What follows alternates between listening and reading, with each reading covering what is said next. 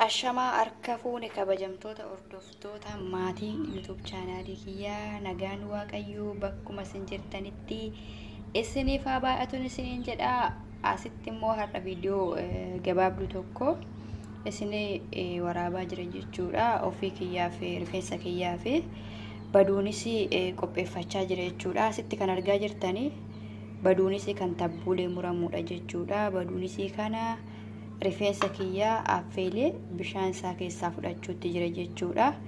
Kanaafuu affeelee bishaan isaa keessaa fudhee qodaatti garagalchee rifeensa kiyyaa akkamiin akkan dibadhu isin agarsiisa jechuudha. Hanga xumuraa viidiyoo kiyyaatti anuma faana turaan isiniin jedha.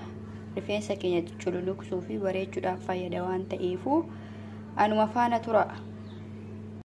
Jirtanii kabajamtoota hordoftoota kiyyaa meeshaa kana fakkaatutti garagalchee jira. Akkanatti jechuudha. Meeshaan kun nuu bifa rifeensa keenyatti harkaan immoo dibachuu dandeenyu jechuudha. Bishaan waan ta'eef harkaan immoo siraata waliin nuu hin ga'u.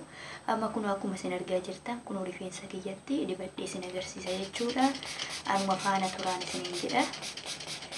Gubbaarra hanga godaatti rifeensa kiyyatti dibadha jechuudha. Kaameraan isinitti mul'ataa jiran itti fakkaata. Baduunisiin kun miidhaa tokko wanta nurraan ga'u miti.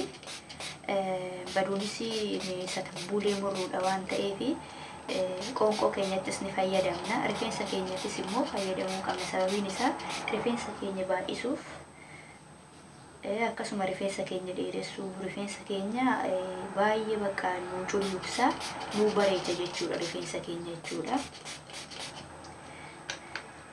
Anarra bishaan isaa fayyadamee isin agarsiise.